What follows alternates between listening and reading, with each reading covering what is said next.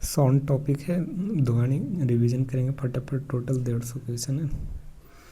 पहला कह रहा है कि डैश ऊर्जा एक रूप है जो हमारे कानों के श्रवण का संवेदन उत्पन्न करती है। तो ये ध्वनि कौन है? ध्वनि क्या करता है? ऊर्जा का एक रूप है जो हमारे क्या करती है? कानों में श्रवण का संवेदन उत्पन्न करती है, ध्वनि। कंपन का क्या अर्थ होता है? तो कंपन का अर्थ होता है वस्तुओं को तेजी से बार बार इधर उधर गति करना। वस्तुएं कंपन करने पर क्या उत्पन्न होता है? तो ध्वनि उत्पन्न होता है। कंपन करने पर वस्तुएं क्या करती है? तो ध्वनि उत्पन्न करती है। मनुष्य के वाक् के ध्वनि किसके कंपित होने से उत्पन्न होता है? तो वाक् तंतु से, यानी वोकल कॉर्ड से। वोकल कॉर्ड से होता है। मनुष्य में वाक् ध्वनि किसके कंपित होने से उत्पन्न होता है? तो वाक् तंतु से होता है। जिस द्रव्य या पदार्थ से होकर ध्वनि संचारित होता है उसे क्या कहते हैं? माध्यम कहा जाता है। जिस द्रव्य या पदार्थ से होकर ध्वनि संचारित होता है उसे क्या कहते हैं? उसे माध्यम कहते हैं। ध्वनि किस किस माध्यम से होकर संचारित होता है? तो एक ठोस, द्रव और गैस, किसी से भी क्या रहता है? तो ध्वनि किसी माध्यम से क्या होता है? संचारित होता है, ठोस, द्रव या गैस से। क्या माध्यम के कण कंपन करते हुए वस्तुओं से हमारे कानों तक स्वयं गति कर पहुंचते? तो नहीं। क्या माध्यम के कण कंपन करते हुए वस्तु से हमारे कानों तक स्वयं गति करके पहुंचते? नहीं, ये नहीं पहुंचते। तरंग किसे कहते हैं? तो किसी माध्यम से होकर गति करने वाले विक्षोभ को क्या कहते हैं? तरंग कहते हैं। किसी माध्यम से होकर गति करने वाले विक्षोभ को क्या कहते हैं? तरंग कहते हैं।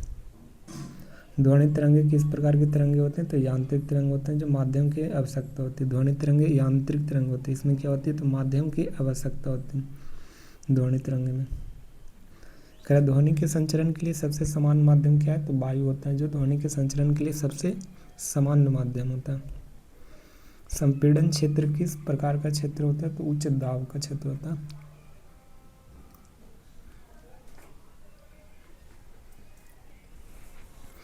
संपीड़न क्षेत्र किस प्रकार का क्षेत्र का होता है? तो उच्च दाब का होता है, संपीड़न क्षेत्र होता है।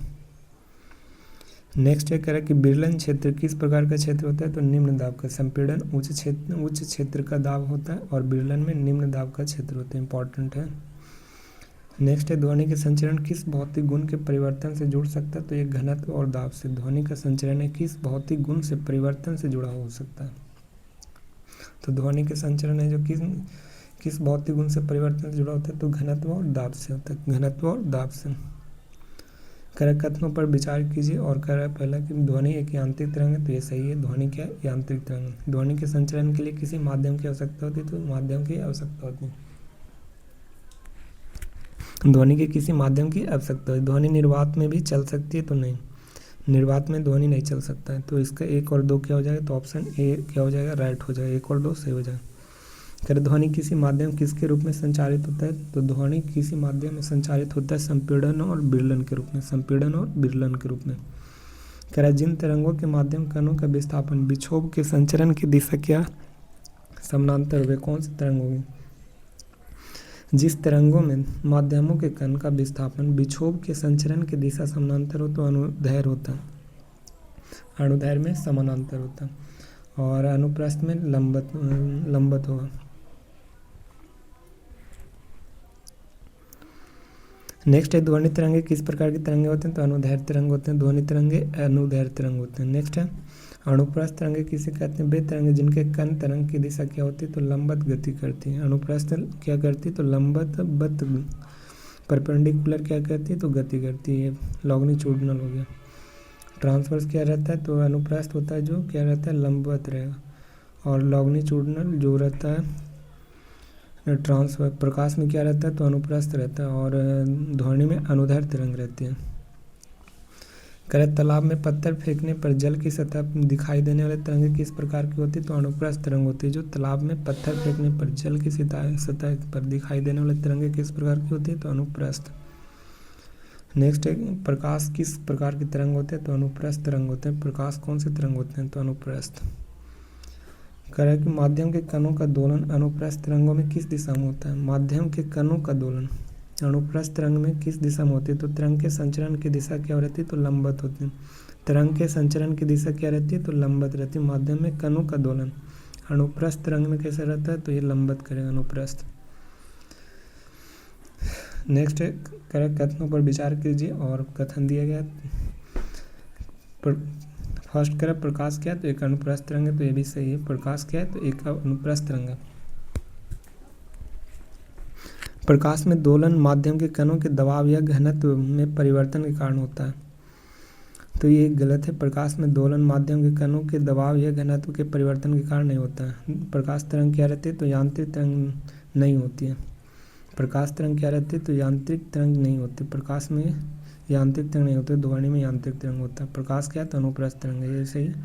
और प्रकाश में दोलन माध्यम के कणों के दबाव या घनत्व में परिवर्तन के कारण होता है। प्रकाश में दोलन नहीं, ध्वनि में दोलन होता है दबाव या घनत्व के कारण, लेकिन प्रकाश में नहीं होता है, तो ये गलत है। तो 1 और 3 क्या हो जाएगा? राइट। नेक्स्ट है ध्वनि तरंग का कौन कौन सा अभिलक्षण है जो 1 सेकेंड में होने वाली पूर्ण दोलनों की संख्या को दर्शाता है? तो 1 सेकेंड में जो पूर्ण दोलन संख्या दर्शाता है वो फ्रीक्वेंसी होता है, जो आवर्त होता है। 1 सेकेंड की दोलन को दर्शाता है आवृत्ति। नेक्स्ट है कह कि कथनों पर विचार कीजिए। कह संपीड़न वह क्षेत्र है जहाँ कण पास पास होते हैं और घनत्व और दबाव दोनों क्या होते हैं? अधिक होते हैं। संपीड़न में क्या होता है? तो कण पास पास होते हैं और घनत्व और दबाव दोनों क्या होते हैं? तो अधिक होते हैं, तो एक कथन क्या है? सही है। विरलन वह क्षेत्र है जहाँ कण दूर दूर होते हैं तथा दबाव क्या होते हैं? कम होते हैं, तो ये भी सही है। विरलन में कण क्या रहते हैं? तो दूर दूर रहते हैं और दबाव क्या रहते हैं? कम रहते हैं। और संपीड़न तरंग के गर्त द्वारा प्रदर्शित किया जाता है, तो ये गलत है। संपीड़न को गर्त में संपीड़न गर्त और लंबवत दोनों रहता है, ठीक है ना। तो 1 और 2 क्या हो जाएगा? इसका सही हो जाएगा। नेक्स्ट है निम्न में कथनों पर विचार कीजिए और फर्स्ट करें कि संपीड़न तरंग का वह भाग जिसमें वक्र के ऊपरी हिस्से से प्रदर्शित किया जाता है। संपीड़न के वक्र के ऊपरी हिस्सों से प्रदर्शित किया जाता है, ये क्या है? तो सही है। संपीड़न है जो वक्र के ऊपरी हिस्से से प्रदर्शित किया जाता है। विरलन तरंग का वह भाग है जिसमें वक्र के निचले हिस्से से प्रदर्शित किया जाता है। निचला हिस्सा में विरलन रहता है और ऊपरी हिस्सा में क्या रहता है? संपीड़न रहता है। और शिखर के तरंग के गर्त कहा जाता है, तो शिखर के तरंग के गर्त नहीं कहते, तो ये गलत है। तो ऑप्शन 1 और 2 क्या हो जाएंगे? सही हो जाएंगे और इसका राइट ऑप्शन ए हो जाएगा। नेक्स्ट है शिखर और घाटी के तरंग में क्रमशः क्या कहा जाता है? तो शिखर और घाटी, जो शिखर को सुरंग हो गया और घाटी में गर्त हो गया, और इसे ये शिखर को क्रस्ट कहा जाता है, इसी को क्या कहते हैं? तो श्रृंग कहा जाता है। और नीचे वाला ट्रफ होता है जो, इसे गर्त कहा जाता है। नेक्स्ट है तरंगदैर्घ्य किसे कहते हैं? तो दो क्रमागत संपीड़नों या 2 क्रमागत विरलनों के बीच की दूरी को क्या कहते हैं? तरंगदैर्घ्य कहते हैं। 2 संपीड़न और 2 क्रमागत विरलनों के बीच की दूरी। तरंगदैर्घ्य को प्रायः किस प्रतीक से निरूपित किया जाता है? तो तरंगदैर्घ्य के लैम्डा के द्वारा डिनोटेड किया जाता है, लैम्डा। तरंगदैर्घ्य का ऐसा मात्रक क्या होता है? तो एंगस्ट्रम भी होता है और मीटर भी होगा। एंगस्ट्रम और मीटर दोनों होता है तरंगदैर्घ्य का। 1 सेकेंड में पूर्ण दोलनों की कुल संख्या क्या कहते हैं? तो आवृत्ति कहते हैं। 1 सेकेंड में पूर्ण दोलनों की संख्या क्या कहते हैं? 1 सेकेंड में जो दोलन करता है उसे आवृत्ति कहते हैं। आवृत्ति का ऐसे यूनिट क्या होता है? तो होता है आवृत्ति का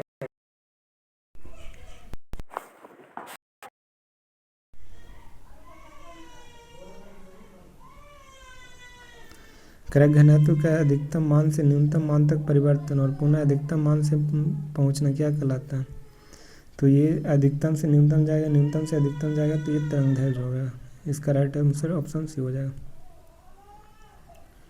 आवृत्ति को किस प्रतीक से प्रदर्शित किया जाता है? तो म्यू से। किसके द्वारा? तो म्यू से। आवृत्ति को म्यू से डिनोटेड किया जाता है। म्यू या भी या एफ से डिनोटेड किया जाता है। लैम्डा वेवलेंथ हो गया। तरंग आवर्तकाल किसे कहते हैं? तो 2 संपीड़न और 2 विरलनों की किसी बिंदु से गुजरने वाले में लगा समय। 2 संपीड़न या 2 विरलनों को किसी बिंदु से गुजरने में लगा समय को क्या कहते हैं? तरंग का आवर्तकाल कहा जाता है। तरंग का आवर्तकाल किसे कहते हैं? तो 2 संपीड़न या 2 विरलनों के किसी बिंदु से गुजरने में लगा समय को क्या कहते हैं? तरंग का आवर्तकाल कहा जाता है। एक संपूर्ण दोलन में लिया गया समय क्या कहलाता है? तो आवर्तकाल कहा जाता है। एक संपूर्ण दोलन में लिया गया समय को क्या कहते हैं? तो आवर्तकाल कहा जाता है। एक संपूर्ण दोलन में लिया गया समय क्या कहलाता है? आवर्तकाल। आवर्तकाल का एसआई मात्रक क्या होता है? तो सेकेंड होता है आवर्तकाल का एसआई मात्रक। आवृत्ति और आवर्तकाल के बीच का संबंध क्या होता है? तो v बराबर 1/t होता है। आवर्तकाल का आवृत्ति और आवर्तकाल के बीच का संबंध v बराबर 1/t होता है। यदि ध्वनि का तरत्व अधिक हो और उसकी आवृत्ति कैसी होगी? तो ध्वनि का तरत्व अधिक हो तो आवृत्ति अधिक होगा। तरत्व अधिक डायरेक्टली प्रोपोर्शनल किसका रहता है? आवृत्ति का रहता है। यदि तरत्व या पिच बढ़ेगा तो उसका फ्रीक्वेंसी भी बढ़ेगा। तरत्व अधिक रहेगा तो पतली आवाज़ होगा, और तरत्व कम रहेगा तो क्या रहेगा? तो मोटी आवाज़ आता है। तरत्व कम तो मोटी आवाज़, तरत्व अधिक तो पतली आवाज़। नेक्स्ट करें, किसी माध्यम में मूल स्थिति के दोनों और अधिकतम विक्षोभ क्या कहते हैं? मूल स्थिति के दोनों और अधिकतम विक्षोभ के क्या कहते हैं? आयाम कहते हैं, एम्पलीट्यूड कहा जाता है। किसी माध्यम में मूल स्थिति के दोनों और अधिकतम विक्षोभ को क्या कहते हैं? आयाम कहा जाता है। विक्षोभ में क्या रहता है? तो दाब और घनत्व दोनों रहता है विक्षोभ में। दाब और घनत्व दोनों रहता है विक्षोभ में।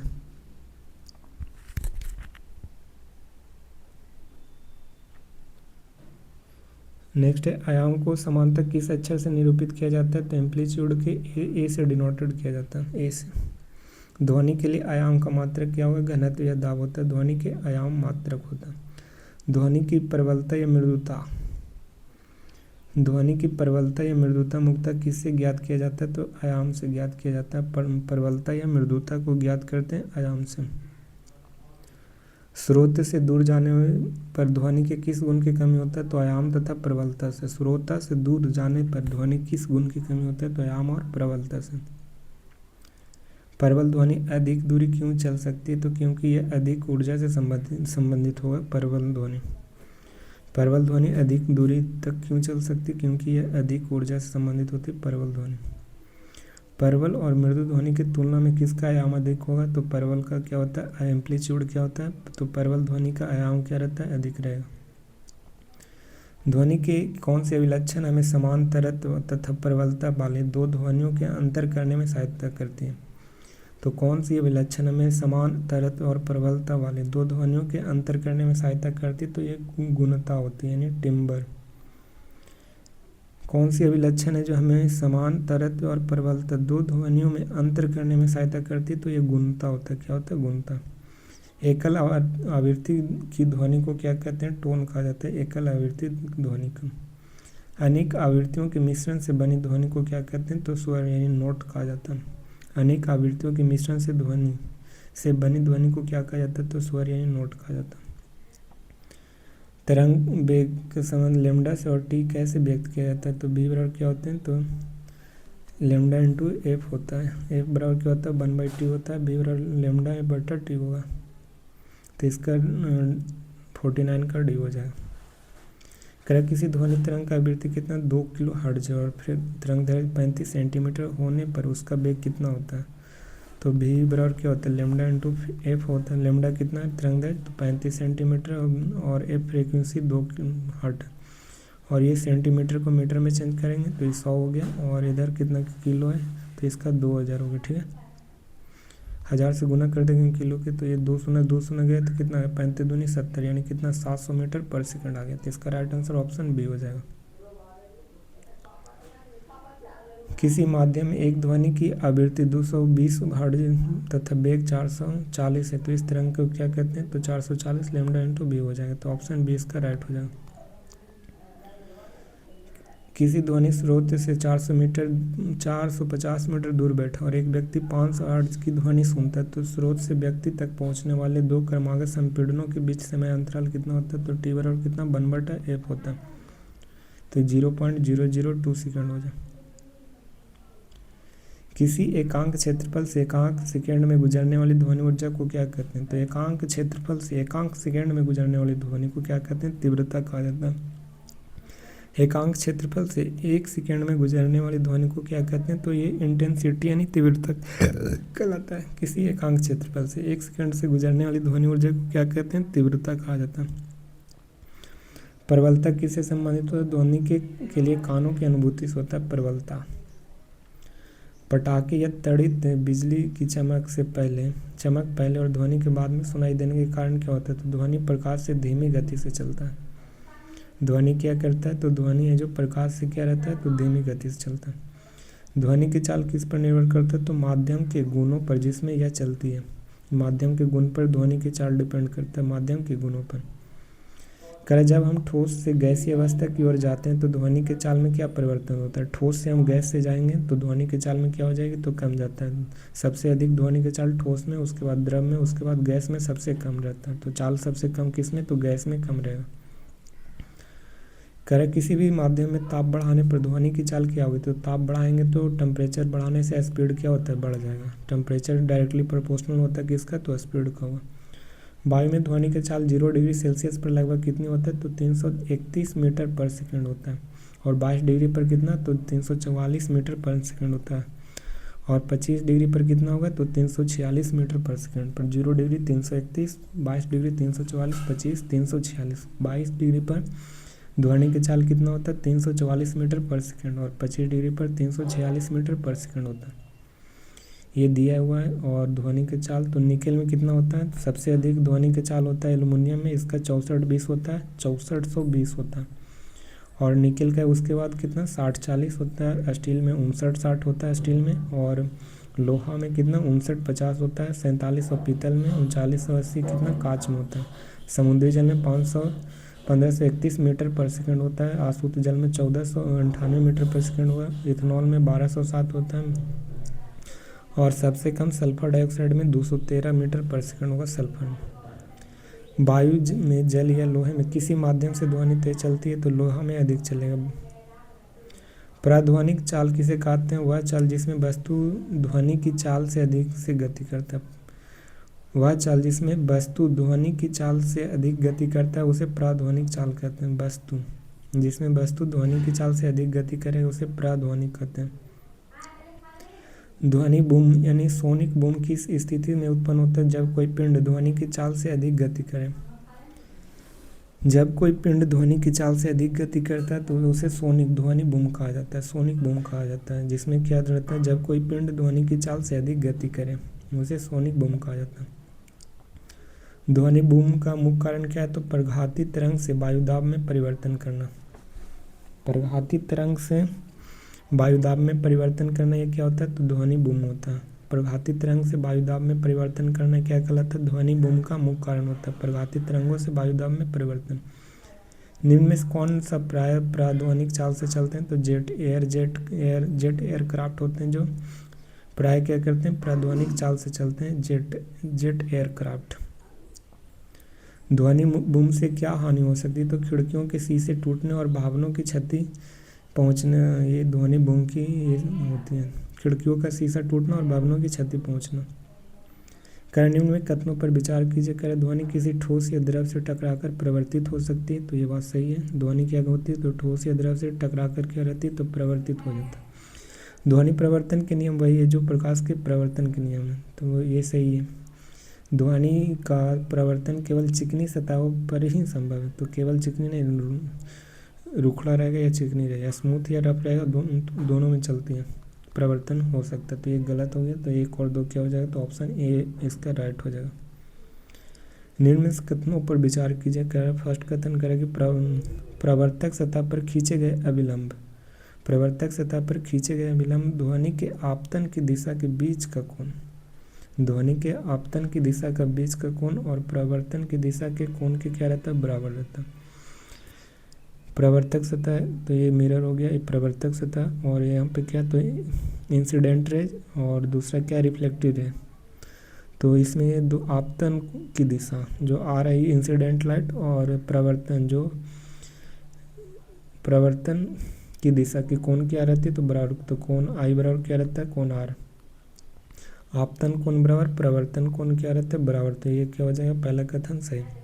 आपतन किरण और अभिलंब और प्रवर्तित किरण ये तीनों एक ही तल में रहते हैं। तो आपतन कोण और आपतित किरण और प्रवर्तित किरण और अभिलंब क्या रहते हैं, तो ये तीनों एक ही तल में रहते हैं, ये सही।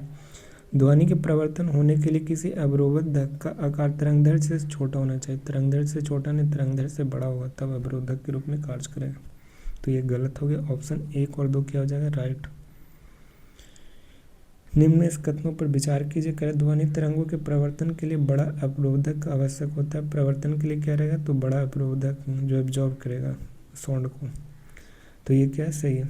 अवरोधक की सतह चाहे चिकनी या खुरदरी हो, ध्वनि का प्रवर्तन हो सकता है, तो ये सही है। ध्वनि के प्रवर्तन केवल तरल पदार्थों में होता है, ठोस में नहीं होता। तो ध्वनि के प्रवर्तन तरल में भी होगा, ठोस में भी होगा और गैस में भी होगा। तो इसका तो एक गलत हो गया, ऑप्शन थर्ड। तो इसमें कौन कौन, एक और दो, यानी ऑप्शन ए क्या हो जाएगा, राइट। करें ध्वनि के किसी प्रवर्तक सतह से टकराकर वापस लौटने पर सुनाई देने वाले ध्वनि को क्या कहते हैं, तो प्रतिध्वनि। जो वापस लौटकर सुनाई देता है उसे इको या प्रतिध्वनि कहा जाता है। करें कि इको सुनने के लिए मूल ध्वनि और प्रवर्तित ध्वनि के न्यूनतम समय अंतराल कितना होता है। मूल ध्वनि और प्रवर्तित ध्वनि के बीच में जो समय अंतराल कितना होता है, तो 0.1 सेकंड का। इम्पॉर्टेंट है, 0.1 सेकंड का होता है जो प्रवर्तित ध्वनि और मूल ध्वनि में डिफरेंस रहता है। मानव मस्तिष्क में ध्वनि की संवेदना लगभग कितना सेकंड तक रहता है, तो बनी रहती है। तो ध्वनि की संवेदना लगभग कितना, तो 0.1 सेकंड। प्रतिध्वनि 3 सेकंड बाद सुनाई देती है और यह ध्वनि की चाल कितना, 342 मीटर पर सेकंड है। तो श्रोता तथा प्रवर्तक सतह के बीच की दूरी कितना होगा, तो ये श्रोता हो गया, ये ध्वनि।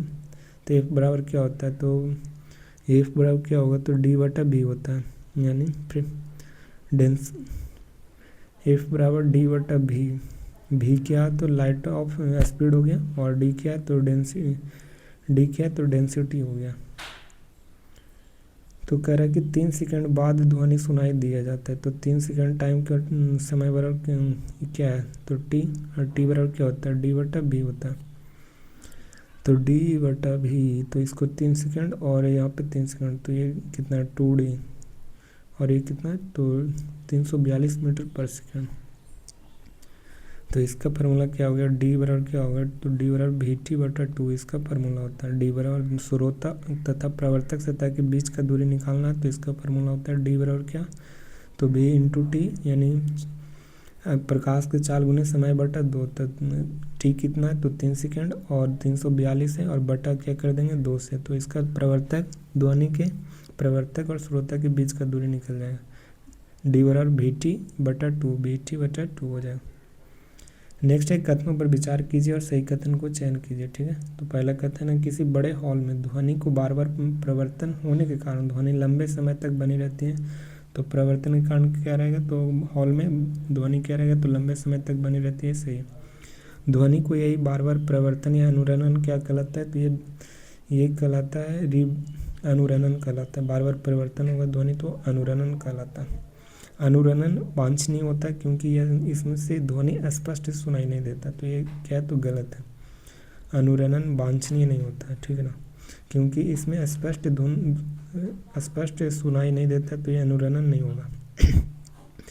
तो इसका राइट हो जाएगा ऑप्शन 1 और 2, इसका राइट हो जाएगा। नेक्स्ट है, कथनों पर विचार कीजिए और चयन कीजिए। तो अत्यधिक अनुरणन सभा भवन या बड़े हॉल में क्या रहता है, अवांछनीय रहता है। अत्यधिक जो अनुरणन करेगा सभा भवन या बड़े हॉल में क्या रहता है, अवांछनीय रहता है। अनुरणन को कम करने के लिए ध्वनि अवशोषक पदार्थ दीवारों और छत पर लगाए जाते हैं, तो ये सही है। अनुरणन को कम करने के लिए ध्वनि अवशोषक पदार्थ और दीवारों के छत पर लगाए जाते हैं, तो ये सही है। सभी प्रकार की चिकनी सतहें सबसे अच्छी हानि अवशोषक होती है, तो ये गलत है। तो एक और दोनों क्या हो जाएंगे, तो केवल एक और दोनों क्या हो जाएंगे, सही हो जाएगा। निम्न कथनों पर विचार कीजिए और सही कथन को चयन कीजिए। संपीड़ित फाइबर बोर्ड, खुदरे प्लास्टर तथा पर्दे ध्वनि अवशोषक के रूप में कार्य करते हैं, तो ये सही है, पर्दे। अनुरणन को कम करने के लिए सीटों के पदार्थ का चयन भी ध्वनि अवशोषण के गुण के आधार पर किया जाता है।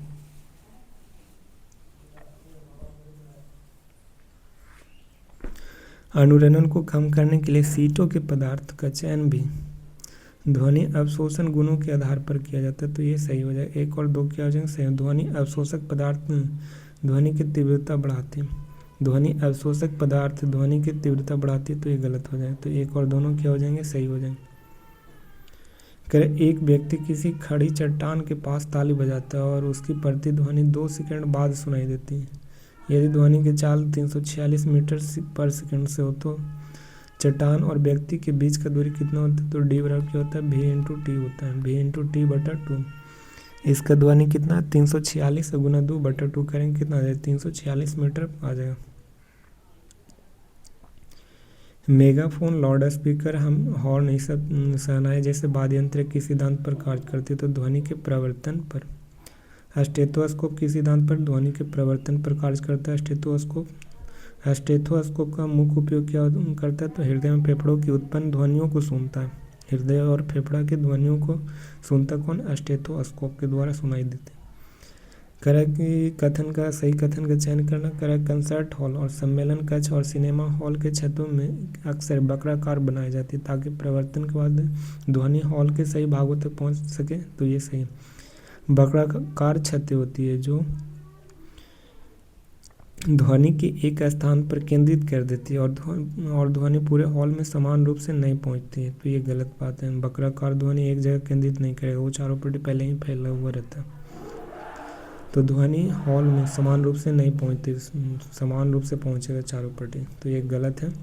वक्राकार सतह तो होती है जो ध्वनि के प्रसार में सहायक रहती है, तो वक्राकार क्या करती है, तो ध्वनि को फैलाती है, तो 1 और 3 इसका राइट हो जाएगा, ऑप्शन बी इसका राइट हो जाएगा।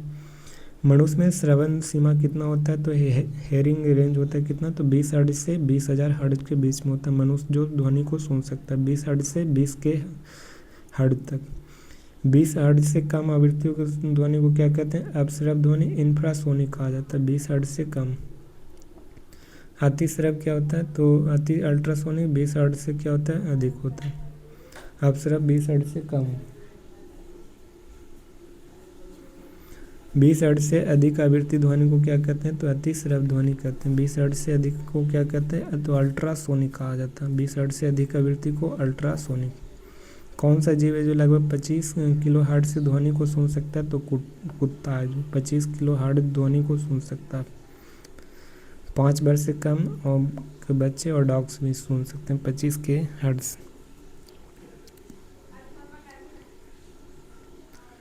5 हर्ट्ज से अपश्रव ध्वनि का उपयोग करके संपर्क स्थापित करने वाला जीव कौन सा है, तो 5 हर्ट्ज तक अपश्रव ध्वनि का उपयोग करके संपर्क स्थापित करने वाले है जो गेंडा है, जो 5 हर्ट्ज का अपश्रव ध्वनि उत्पन्न करता है, गेंडा। कौन सा जीव अपश्रव ध्वनि उत्पन्न करते हैं, तो वेल और हाथी क्या करते हैं, तो अपश्रव ध्वनि उत्पन्न करते हैं, वेल और हाथी। नेक्स्ट है कौन सा जंतु अपश्रव ध्वनि उत्पन्न करता है, तो अपश्रव हाथी करता है। और प्रश्रव कहेगा तो चमगादड़, डॉल्फिन और पोर्पोइज ये सब क्या करते हैं, तो प्रश्रव ध्वनि उत्पन्न करते हैं। अपश्रव कहेगा तो हाथी और वेल हो जाएगा, और प्रश्रव में चमगादड़, डॉल्फिन, पोर्पोइज हो जाएगा। शलभ किस प्रकार की ध्वनियों के प्रति संवेदनशील होते हैं, तो शलभ मॉथ्स होते हैं जो ध्वनियों के प्रति सबसे अधिक संवेदनशील होते हैं। कौन, तो प्रश्रव यानी अल्ट्रासोनिक होता है शलभ जानवर है, वो प्रश्रव ध्वनि को क्या करता है, तो उत्पन्न करेगा। नेक्स्ट है चूहे प्रध्वनि का उपयोग किस कार्य में करता है, तो कुछ खेल खेलने में यूज करता है चूहे प्रध्वनि को। नेक्स्ट है असर्शन और रीजन दिया गया, तो इसमें कह रहा है कि प्रध्वनि का उपयोग उन वस्तुओं को साफ करने में किया जाता है जिन तक पहुंचना क्या रहता है, तो कठिन होता है, जैसे सर्पिलाकार नली, विषमकार पुर्जे तथा इलेक्ट्रिक अवयव, ये सब क्या आते हैं, तो प्रध्वनिक होते हैं, तो ये क्या सही है। प्रध्वनि क्या करते हैं, तो उपयोग साफ करने में यूज किया जाता है, जैसे सर्पिला नलिकार, विषम आकार के पुर्जे इलेक्ट्रॉनिक के द्वारा, प्रसर्व के द्वारा क्या करते हैं, प्रध्वनि के द्वारा ठीक करते हैं। प्रध्वनिक तरंगों की उच्च आवृत्ति कारण धूल और चिकनाई, गंदगी के कण विलयन से अलग होकर नीचे बढ़ जाते हैं, तो ये भी सही है। प्रध्वनि में उच्च आवृत्ति रहती है, और उच्च आवृत्ति के कारण क्या रहती है, तो कण विलयन का कण रहेगा वो नीचे बैठ जाते हैं, तो ये सही है। तो ए और आर दोनों सही है, और आर है जो ए का सही व्याख्या करता है, तो ऑप्शन ए इसका राइट हो जाए। नेक्स्ट है धातु के ब्लॉकों में प्रध्वनिक तरंगों के भेजकर आंतरिक दरारों तथा छिद्रों का पता लगाया जा सकता है। धातु ब्लॉकों में प्राध्वनिक तरंगों में भेजकर आंतरिक दरारों तथा छिद्रों का पता लगाया जा सकता है, तो ये सही है। यदि धातु का कोई दोष नहीं होता है तो प्राध्वनिक तरंगें प्रवर्तित नहीं होती, जबकि दोष होने पर प्रवर्तित होकर संवेदना द्वारा पता चलता है, तो IAR का क्या हो जाएगा, सही हो जाएगा।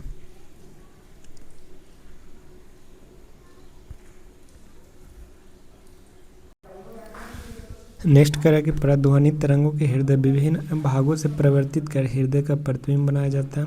प्रध्वनि के क्या करते हैं, तो तरंगों के हृदय के विभिन्न भागों से परिवर्तित कर क्या करते हैं, तो हृदय के प्रतिबिंब बनाया जाता है। तो ये सही। और इसमें क्या होता है, तो इसके तकनीक इकोकार्डियोग्राफी कहा जाता है। जो प्रध्वनि का जो तकनीक होता है इसे क्या कहते हैं, तो इकोकार्डियोग्राफी कहा जाता है।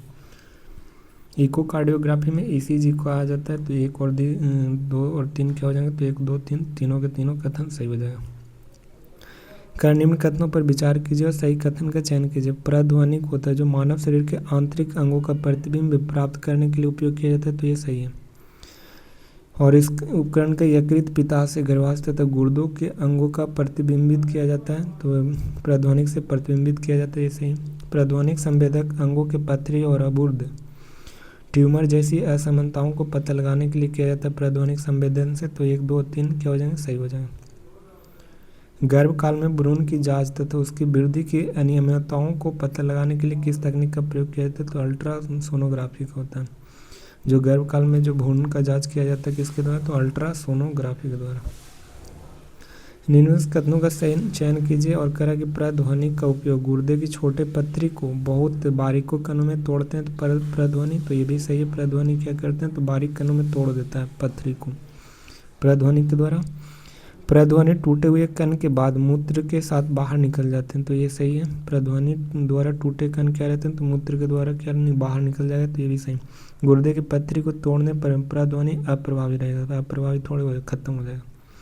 तो 1 और 2 क्या हो जाएंगे, सही हो जाएंगे। सोनार का फुल फॉर्म होता है सॉन्ड नेविगेशन एंड रेंजिंग होता है सोनार का। सोनार किस प्रकार के तरंगों का उपयोग करते हैं, तो प्रध्वनिक तरंगों का प्रयोग करता है सोनार। सोनार का मुख्य उपयोग किसे मापन के लिए किया जाता है, तो समुद्री जल में पिंडों की दूरी और दिशा तथा चाल के लिए मापन के लिए किया जाता है। सोनार का मुख्य उपयोग समुद्र जल में पिंडों की दूरी तथा दिशा तथा चाल का ज्ञात किया जाता है। सोनार तकनीक का उपयोग किस उद्देश्य के लिए किया जाता है, तो समुद्र की गहराई ज्ञात करने के लिए सोनार का प्रयोग करते हैं। निम्न में से कौन सी वस्तुएं सोनार द्वारा पानी के भीतर खोजी जा सकती है, तो घटिया, पनडुब्बी, हिमशैल। घटिया, पनडुब्बी, हिमशैल है जो सोनार के द्वारा पानी के भीतर खोजी जा सकती है। घटिया, पनडुब्बी और हिमशैल को खोजा जाता है सोनार के द्वारा, घटिया नहीं घाटियाँ। किसी जहाज द्वारा उत्सर्जित प्रध्वनि समुद्र तल से प्रवर्तित होकर 3.42 सेकेंड में बाद वापस आती है। यदि समुद्र जल में प्रध्वनि की चाल 1531 मीटर है तो जहाज में और समुद्र जल के बीच की दूरी कितना होगा, तो दूरी जहाज और समुद्र तल के बीच का दूरी निकालना है। तो डी बराबर क्या बताएं, तो bt/2 होता है। बी कितना हो गया 1531 और टी कितना 3.42 हो गया, तो ये बटा 2 हो गया। तो इसका कितना निकालेंगे तो 18.01 मीटर आ जाएगा। तो ऑप्शन इसका बी राइट हो जाएगा। एक पनडुब्बी में उत्सर्जित प्रध्वनि तरंग 1.02 सेकेंड बाद लौटती है। यदि खारे पानी में ध्वनि की चाल 1531 है तो डी बराबर क्या, तो चट्टानों की दूरी निकालना है, पनडुब्बी और चट्टान की दूरी। तो डी बराबर क्या होता है, डी बराबर bt/2 होता है। भी दिया हुआ है कितना, भी का मान कितना है, तो 1531 है और टी का मान कितना दिया है, तो प्रध्वनिक तरंग कितना सेकंड में 1.02 सेकंड में, तो bt/2 कर देंगे। काट छाट के कितना आ जाएगा, तो 780 मीटर आ जाएगा। चमगादड़ भोजन खोजने के लिए किसका उपयोग करता है, तो प्रध्वनिक खोज करता है चमगादड़। प्रध्वनिक का उपयोग चमगादड़ तथा पोर्पोइज मछलियों द्वारा अंधेरे में भोजन खोजने के लिए करता है। प्रध्वनिक है जो चमगादड़ और पोर्पोइज के द्वारा क्या करती है, तो अंधेरों में मछलियों को खोजता है पोर्पोइज और चमगादड़, इसलिए प्रध्वनिक ध्वनि निकालता है। बाहरी कानों को क्या कहते हैं, तो कर्णपल्लव यानी पिन्ना कहा जाता है बाहरी कानों को। श्रवण नलिका के सिरों पर स्थित पतली झिल्ली को क्या कहते हैं, तो कर्णपटल कहा जाता है। जो श्रवण नलिका के सिरों पर स्थित पतली झिल्ली को उसे क्या कहते हैं, तो कर्णपटल कहा जाता है। निम्न में कथनों पर विचार कीजिए और सही करेक्ट है। तो कर्णपटल एक पतली झिल्ली होती है, तो ये सही है। कर्णपटल पर क्या रहता है, एक पतली झिल्ली। संपीड़न के पहुंचने पर कर्णपटल अंदर की ओर दबता है। संपीड़न के पहुंचने पर कर्णपटल कहाँ, तो अंदर की ओर दबता है, तो ये भी सही है। विरलन के पहुंचने पर कर्णपटल बाहर की ओर होता है। विरलन के पहुंचने पर क्या होता है, तो कर्णपटल बाहर पर होता है। कर्णपटल ध्वनि के तरंगों के प्रभाव से कंपन होता है। तो 1 2 और 3 4 क्या होते हैं, सही होते हैं। मध्य कर्ण में स्थित 3 हड्डी होते हैं, मेलिकस, इनकस और स्टेपस। ये सब क्या होते हैं, तो मेलकस, इनकस और स्टीरप, ये 3 हड्डियाँ पाई जाती हैं मध्यकर्ण में। कर्णवर्त का मुख्य कार्य क्या है? तो दाब परिवर्तन को विद्युत संकेतों में बदलना। कर्णवर्त का मुख्य कार्य क्या होता है? तो दाब परिवर्तन को विद्युत संकेत में बदलना क्या होता है? तो ये कर्णवर्त कहलाता है, दाब परिवर्तन को विद्युत संकेत में बदलना। विद्युत संकेत होता है जो मस्तिष्क तक किसके द्वारा पहुंचाए जाते हैं? तो ये श्रवण तंत्रिका के द्वारा पहुंचाया जाता है। विद्युत संकेत है जो मस्तिष्क तक किसके द्वारा पहुंचाए जाते हैं? तो श्रवण तंत्रिका के द्वारा। स्वर एक ऐसी ध्वनि है जिसमें कई आवृत्ति होते हैं, स्वर में कई आवृत्ति होते हैं।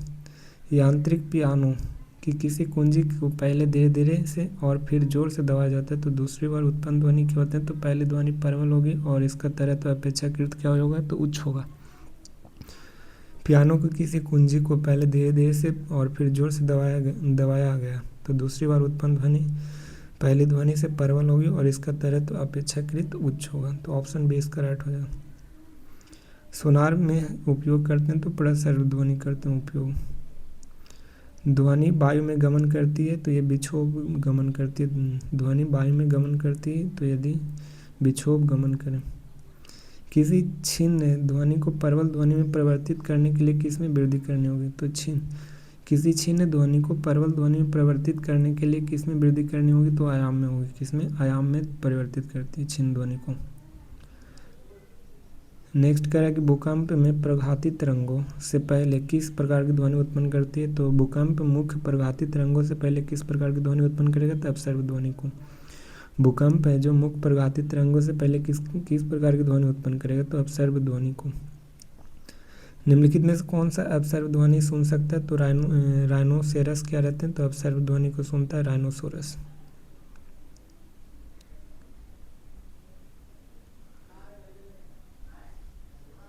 किसी माध्यम में एक कण 2.5 सेकंड में 40 कंपन पूर्ण करता है तो तरंग की आवृत्ति क्या हो जाए? 2 पॉइंट में 40 सेकंड तो 1 सेकंड में कितना? 400/40 तो कितना आ जाएगा? 16 हर्ट्ज हो गया।